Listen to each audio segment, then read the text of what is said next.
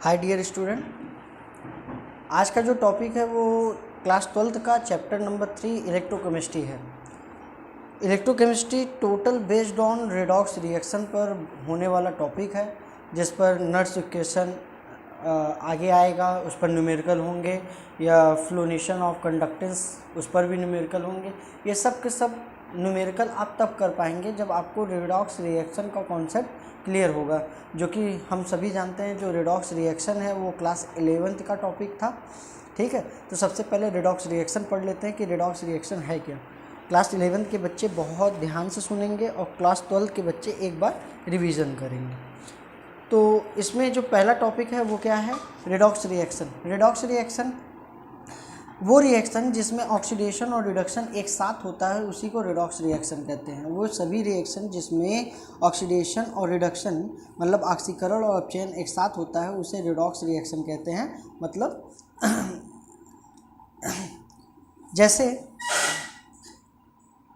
ऑक्सीकरण की क्या क्या खास बात है, ऑक्सीडेशन का क्या क्या खास बात है। पहला चीज़ कि ऑक्सीकरण में, ऑक्सीडेशन में किसी पदार्थ में ऑक्सीजन का ऐड होता है, ऑक्सीजन ऐड होता है। जैसे सपोज दैट कार्बन है, उसके साथ हमने ऑक्सीजन लगा दिया तो ये हो जाएगा क्या? CO2। इसका मतलब यहाँ पर ऑक्सीजन कार्बन के साथ ऐड हुआ है, तो इसका मतलब इस रिएक्शन में ऑक्सीडेशन हो रहा है।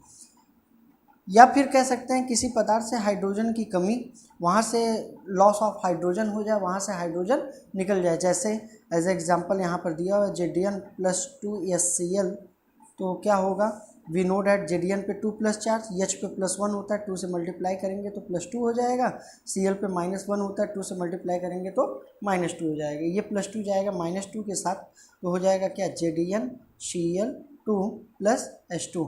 तो H2 क्या हो गया? बाहर हो गया, रिमूव हो गया, और ZnCl के साथ ऐड हो गया, Cl2 के साथ ऐड हो गया। हाइड्रोजन का निकलना भी ऑक्सीडेशन का एक साइन है, ऑक्सीडेशन का ही एक साइन है। उसके बाद तीसरा है संयोजकता में वृद्धि, इंक्रीजिंग इन वैलेंसी। वैलेंसी क्या होती है? The capacity of combination to one element to another element is called what? Valency. The capacity of combination to one element to another element is called valency. किसी एक तत्व की दूसरे तत्व से संयोजन करने की जो क्षमता होती है, उसी को हम संयोजकता कहते हैं। किसी एक तत्व से दूसरे तत्व की संयोजन करने की जो क्षमता होती है, उसी को हम संयोजकता कहते हैं। तो कह रहा है कि संयोजकता में वृद्धि हो जाएगी। ठीक है, कैसे होगी? जैसे एज एग्जाम्पल यहाँ पर है 2FeCl2, 2FeCl2, और हमने क्या किया? Cl2 को इसमें ऐड कर दिया, तो ये बनेगा क्या? 2FeCl3। क्यों? कैसे? हम यहाँ पर देख सकते हैं Fe 2 बार है, और Cl 2 बार, 2 दूनी 4 और 2 6 बार है। यहाँ भी देखिए Fe 2 बार है और Cl 3 दूनी 6 बार है। इस टाइम तक Fe की जो वैलेंसी थी, संयोजकता थी, वो थी +2। क्यों? क्योंकि वो Cl पर -1 चार्ज होता है, 2 बार लिया गया है Cl, इसलिए -2 हो जाएगा। तो -2 के साथ +2, Fe इस टाइम +2 में है, लेकिन यहाँ पर Cl पर -1 चार्ज होता है, लेकिन 3 से मल्टीप्लाई करने के बाद ये -3 हो जाएगा। अगर किसी कंपाउंड में एक एलिमेंट के पास माइनस चार्ज है, तो दूसरे वाले कंपाउंड में जितने प्लस होते हैं उतने ही माइनस होते हैं। अगर एक एलिमेंट के पास अगर -3 चार्ज है, एक एलिमेंट के पास -3 चार्ज है, तो दूसरे एलिमेंट के पास कितना होगा? +3। तो पहले क्या था? +2 था, अब बाद में क्या हो गया? +3। तो इसकी वैलेंसी में क्या हो गई? इंक्रीजिंग इन वैलेंसी, संयोजकता में वृद्धि हो गई।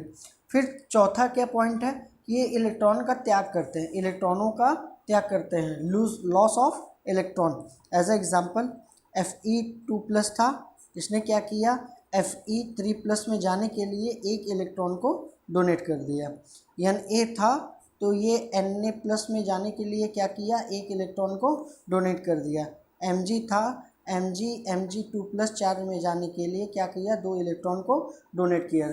जो एलिमेंट जितना इलेक्ट्रॉन अपना डोनेट करते हैं, उतना ही उन पर प्लस चार्ज आता है। उसी तरीके से कोई एलिमेंट जितना इलेक्ट्रॉन वो एक्सेप्ट करता है, उस पर उतना ही माइनस चार्ज आता है। जितना इलेक्ट्रॉन वो एक्सेप्ट करेगा, उतना ही उस पर माइनस चार्ज आएगा।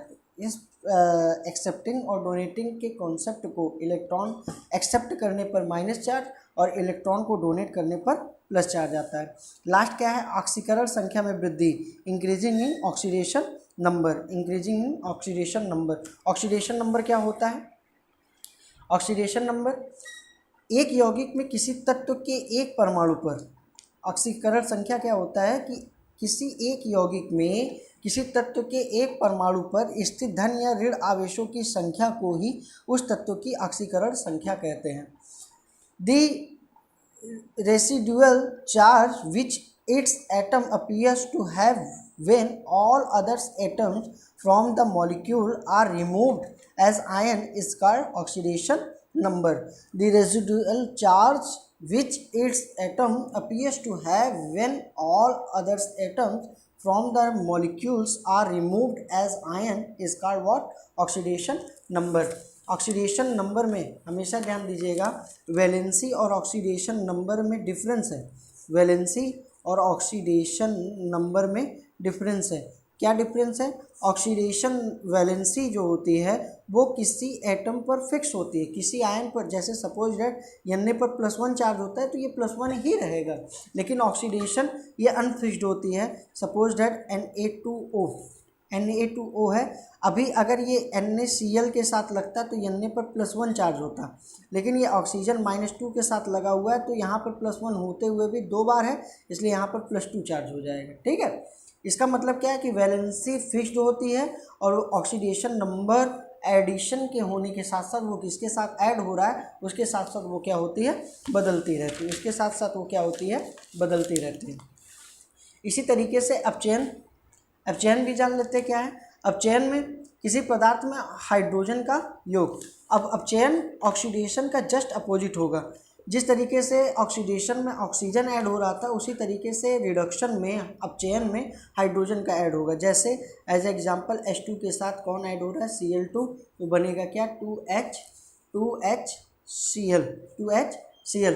तो पहले हाइड्रोजन अलग था, Cl2 अलग था, वो क्या किया, दोनों एक साथ आपस में कंबाइंड होकर क्या बना दिए, 2HCl। उसी तरीके से किसी पदार्थ में ऑक्सीजन की कमी, अभी तक हो रहा था क्या, हाइड्रोजन की कमी ऑक्सीडेशन में, लेकिन रिडक्शन में क्या होगा, ऑक्सीजन की कमी।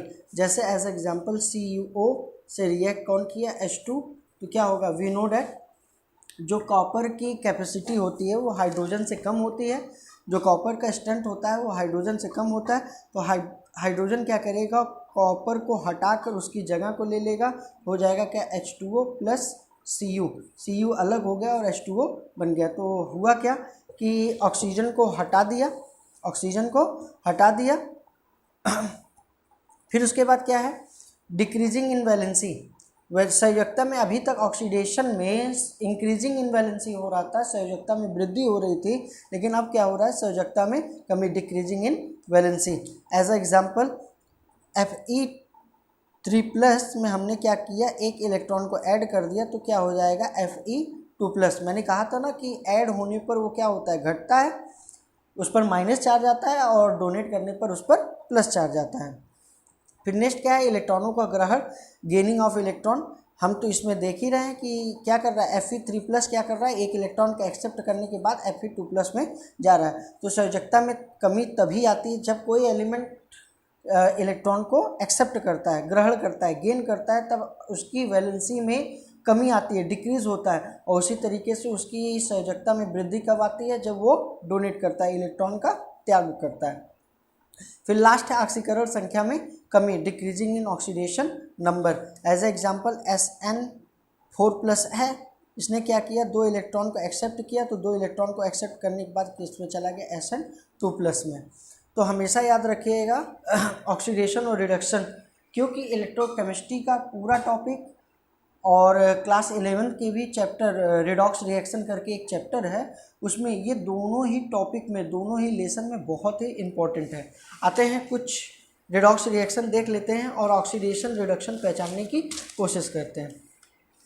एज एग्जांपल Zn+2H+ से बना है क्या, Zn2+ H2। हम सबसे पहले क्या करेंगे, जो एलिमेंट आपस में मिल रहे हैं उनको एक साथ कर लेते हैं।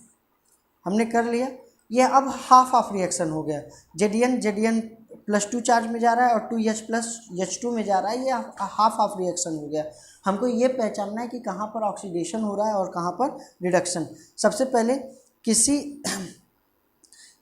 किसी पर 0 चार्ज है और वो उसके बाद वो चार्ज उस पर आ जा रहा है, तो इसकी मतलब है कि उसकी वैलेंसी में क्या हो रही है, वृद्धि हो रही है, उसकी संयोजकता में क्या हो रहा है, इंक्रीजिंग हो रही है, उसकी ऑक्सीकरण संख्या में वृद्धि हो रहा है, ऑक्सीडेशन नंबर जो हो रहा है वो इंक्रीज कर रहा है। तो इसका मतलब हम कह सकते हैं कि पहले ये 0 था, बाद में 2+ हुआ, तो इसका मतलब ऑक्सीडेशन में जब इंक्रीजिंग होती है तो हम उसको क्या कहते हैं, जब ऑक्सीडेशन नंबर में इंक्रीज होता है, जब ऑक्सीडेशन नंबर इंक्रीज होता है तो हम उसको ऑक्सीडेशन कहते हैं। तो और यहाँ पर देख रहे हैं कि यहाँ पर +1 चार्ज है, जो कि H पर आगे 2 लिखा हुआ है, तो 2+ चार्ज मानेंगे। 2+ चार्ज से किसी मॉलिक्यूल पर जो वैलेंसी होती है वो 0 होती है, किसी मॉलिक्यूल की जो वैलेंसी होती है वो 0 होती है। तो 2+ चार्ज से 0 में जा रहा है, तो इसका मतलब ये क्या हो रहा है, यहाँ पर रिडक्शन हो रहा है। हम कह सकते हैं कि ऑक्सीडेशन और रिडक्शन एक साथ हो रहा है। इसका मतलब क्या है कि Zn 2H प्लस से Zn 2+ H2, ये क्या है, ऑक्सीडेशन और रिडक्शन एक साथ हो रहा है, इसलिए हम कह सकते हैं कि ये एक रिडॉक्स रिएक्शन है। क्यों? क्योंकि ऑक्सीडेशन और रिडक्शन एक साथ होने की वजह से हम इसको कह सकते हैं कि क्या, ये एक रिडॉक्स रिएक्शन है। इन तीनों चीज़ों को आप करने की कोशिश करिएगा। 2Na प्लस Cl2 से बना है क्या, 2Na प्लस 2Cl-। फिर तीसरा क्या है, MnO4- plus Fe2 plus 8H plus से बना है क्या, Mn2 plus Fe3 plus 4H2O। और चौथा क्या है, MnO4- प्लस SO3- 2 चार्ज से बना है क्या, Mn2 प्लस SO4-2।